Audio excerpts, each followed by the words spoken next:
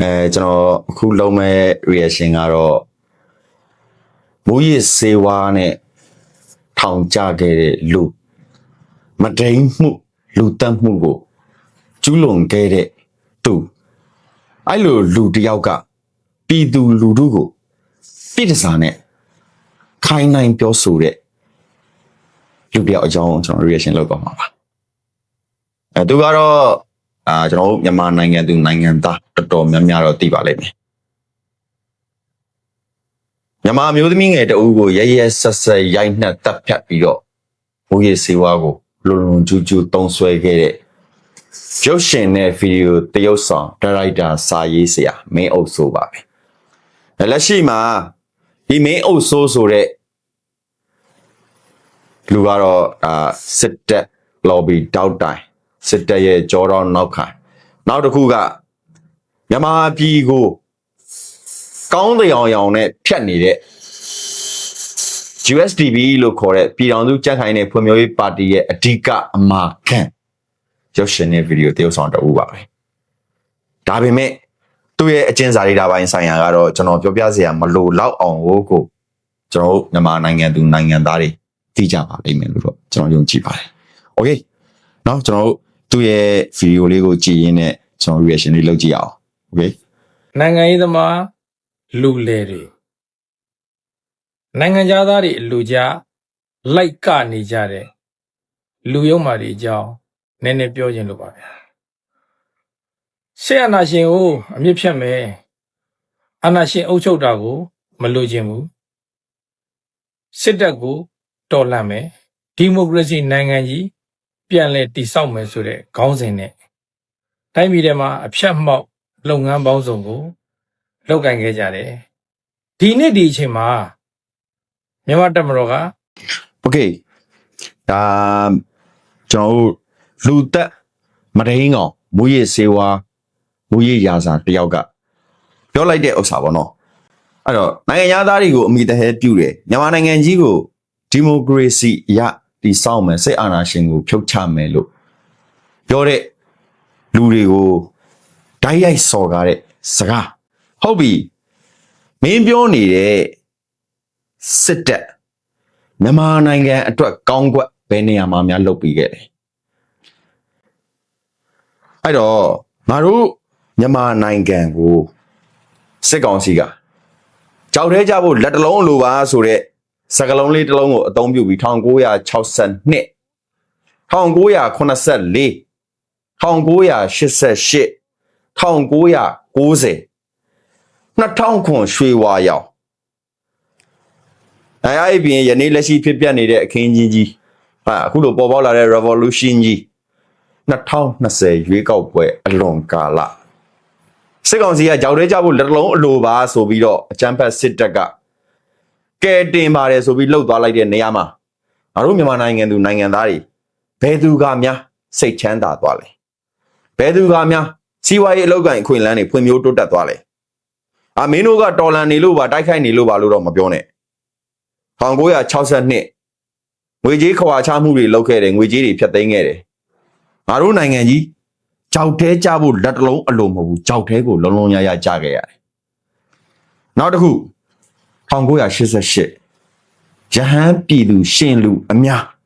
ခလီးတငယ်ပါမကျင့်တွေးချောင်းစီးခဲ့ရတယ်တတ်သွားတဲ့တရခန့်ကိုကြည့်လိုက်မင်းတို့ပြောတဲ့နိုင်ငံရေးသမားတယောက်မှမပါဘူးဘယ်နိုင်ငံရေးသမားကမှပြည်သူတွေကိုအိမ်မော်ကနေဆွဲထုတ်ပြီးတနက်နဲ့ပြစ်မတတ်ခဲ့ဘူးဘယ်နိုင်ငံရေးသမားကမှပြည်သူတွေရဲ့အသက်အိုးအိမ်စီးစိမ်ကိုမဖျက်ဆီးခဲ့ဘူးဘယ်နိုင်ငံရေးသမားကမှရဟန်းတန်ဃာတွေကိုလမ်းလေခေါင်းမှာရိုက်မတတ်ခဲ့ဘူးကွာမင်းကအနုပညာရှင်သမားတယောက်မလားအနုပညာအလုံးနဲ့ပြည်သူကိုအလင်းဖွင့်ပေးရတာရှင်ဘရင်လက်ထက်မှာတည်းကနော်ကားကြီးတွေပြည်သူအတုံးတော်ခန့်တွေအနေနဲ့တိုင်းပြည်ရဲ့ကောင်းမွေဆိုးမွေတွေကိုပြောပြရတာအနုပညာရှင်တွေရဲ့အလုံးစစ်တပ်ကိုဘောမရတာအနုပညာရှင်တွေရဲ့အလုံးမဟုတ်ဘူးโอเคဆက်သွားမယ်စစ်တပ်ကတိုင်းပြည်တွင်းမှာဒီမိုကရေစီစနစ်ပြန်လည်အသက်ဝင်လာစေဖို့ရွေးကောက်ပွဲလုပ်ပေးပါမယ်လို့ရက်စွဲနေတကွအတိအကျ ကြေညာထားပြီးပါပြီဒီလိုအခြေအနေမျိုးမှာစစ်တပ်ကိုတော်လှန်နေတဲ့လူတွေဒီမိုကရေစီစနစ်ပြန်လဲထွန်းကားလာစေချင်ပါတယ်ဆိုတဲ့လူတွေစီကဘာသာထွက်လာလဲဆိုတော့ရွေးကောက်ပွဲကိုတပိတ်မှောက်ကြဖို့ရွေးကောက်ပွဲကိုမပူပေါင်းကြဖို့ရွေး Okay အဲ့တော့စစ်တပ်ကဒီမိုကရေစီလမ်းကြောင်းပေါ်ကိုရောက်ဖို့ရွေးကောက်ပွဲလုပ်ပေးပါမယ်တဲ့နော်ဟုတ်ပြီ1990ရွေးကောက်ပွဲဘာကြောင့်လုပ်လဲမင်းမသိတာလားမင်းဆိုရင်ငါထက်ကြီးပါတယ်ကွာနော်မင်းဆိုရင်အမှုပညာလောကသားတစ်ယောက်မင်းတို့မှာအမှုပညာအတတ်ပညာဆိုတဲ့စကားလုံးတွေကိုပိုင်ဆိုင်ထားတဲ့လူတစ်ယောက်အဲ့လိုလူဒန်းစားမျိုးက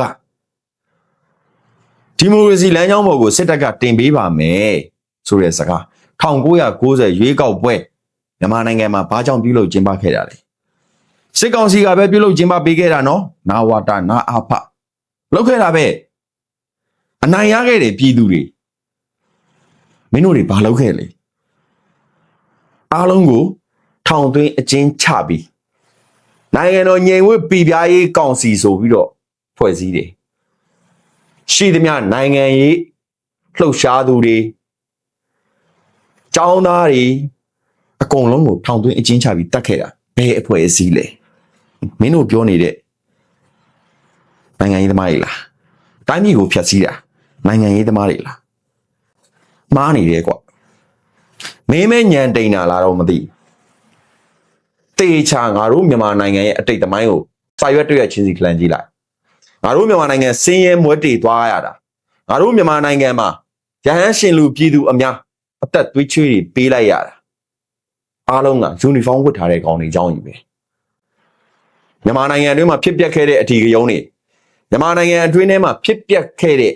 စံနာပြပွဲတွေမြန်မာပြည်သူလူထုရဲ့စင်းရဲမဲတွေ့မှုတွေအဓိကလက်သက်တရက်ခံက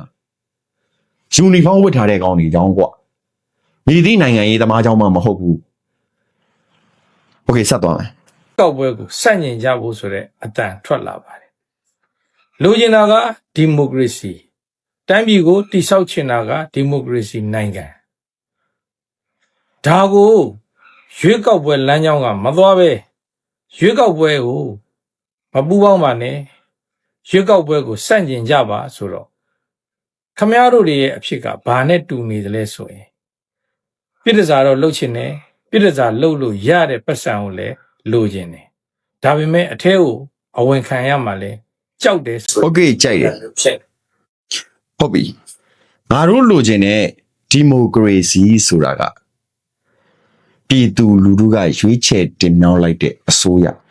ပြည်သူရဲ့အသိနှလုံးကနေထွက်လာတဲ့လက်ခံယုံကြည်မှုတစ်ခုဖြစ်တဲ့ voting မဲပေးလိုက်တဲ့ဥစ္စာကနေဖြစ်လာတဲ့အစိုးရအမျိုးအစားကွာငါတို့ပြည်သူလူထုဆိုတာကအုပ်ချုပ်သူလူဒန်းစားမဟုတ်ဘူးအုပ်ချုပ်ခံလူဒန်းစားအဲ့တော့ငါတို့အုပ်ချုပ်ခံလူဒန်းစားတွေကငါတို့တိုင်းပြည်ရဲ့အနာဂတ်ငါတို့အခြေခံလူဒန်းစားတွေရဲ့အနာဂတ်အတွက်ရွေးချယ်တင်မြှောက်ပြီးအုပ်ချုပ်မင်းလုံးမဲ့လူကိုလိုချင်တာအဲ့ဒါမှဒီမိုကရေစီကွာစစ်ကောင်စီကပေးမှရတာဒီမိုကရေစီမဟုတ်ဘူးကွာနဖားကြိုးထိုးခံရတာစစ်ကောင်စီကဒီမိုကရေစီကိုမွေးကလေးကပိုင်ထားတဲ့အစိုးပွဲမဟုတ်ဘူးစစ်ကောင်စီဆိုတာမြန်မာနိုင်ငံအတွက် security တာတာပဲလုံခြုံရေးကွာနိုင်ငံလုံခြုံရေးနိုင်ငံကာကွယ်ရေးအလုပ်ကိုပဲလုပ်ရတာဒီမိုကရေစီကိုအမွေပေးရတဲ့အဖွဲ့အစည်းမဟုတ်ဘူးစစ်ကောင်စီပေးမှရတဲ့ဒီမိုကရေစီကငါတို့အတွက်မလိုလားဘူးငါတို့လိုအပ်တာကငါတို့ပြည်သူလူထုကရွေးချယ်လိုက်တဲ့ပြည်သူသဘောဆန္ဒနဲ့အညီပေါ်ထွန်းလာမယ်အစိုးရတည်းရဲ့အဲ့ဒါမှဒီမိုကရေစီနောက်တစ်ခုမင်းကမရိမှုကျူးလွန်ပြီးထောင်ချခဲ့တဲ့ကောင်မို့လို့လားတော့မသိဘူးမင်းအခုထပ်ပြောပြန်ပြီပြည်သူလူထုကိုဟာပြစ်ဒစာတယောက်ကလိန်ဖြောပြေသူတွေရဲ့တုပ်ပိုးကိုဝင်းထဲဝင်မှကြောက်လို့ဟာအဲ့တော့မင်းကို၌ကငါမြင်တာတော့မင်းကလိန်ရတာခံကျင်နေတဲ့ကောင်တယောက်လိုပဲငါမြင်တယ်ဘာကြောင့်လဲဆိုရင်တရားကြီးကမှားနေမှန်းလဲသိတယ်တရားကြီးကမတရားမှန်းလဲသိတယ်စစ်ကောင်စီကရွေးကောက်ပွဲကိုပြုလုပ်ကျင်းပလို့မရမှန်းလဲသိနေပါလျက်နဲ့ဒီရွေးကောက်ပွဲကစစ်မှန်ပါတယ်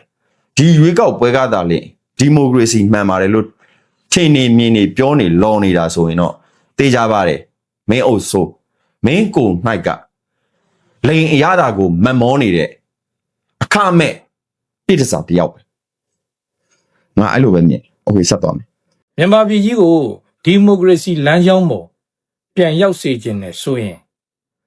ဒီမိုကရေစီထွန်းကားတဲ့တိုင်းပြည်ဖြစ်ခြင်းနဲ့ဆိုရင်နိုင်ငံရေးခီးမှာတပ်မတော်ကဝင်ရောက်ပါဝင်နေတာကိုသဘောမကျကြဘူးဆိုရင်ရွေးကောက်ပွဲဆိုတဲ့လမ်းကြောင်းကမသွားလို့တခြားသောဘယ်လမ်းကြောင်းကများသွားเสียရှိမယ်လို့ပြည်ပြက်တွေအနေနဲ့လောက်ကောင်တွေအနေနဲ့အကြမ်းဖက်တွေအနေနဲ့တွေးထားကြပါသေးတယ်ဗျမြန်မာ အဲ့တော့ရွေးကောက်ပွဲလမ်းကြောင်းကမသွားလို့ဘယ်လမ်းကသွားမှာလဲလို့မင်းကပြောလိုက်တယ်ရွေးကောက်ပွဲဆိုတာစစ်ကောင်စီကလောက်ကမှာမဟုတ်ဘူးကွာမင်းတို့တွေရဲ့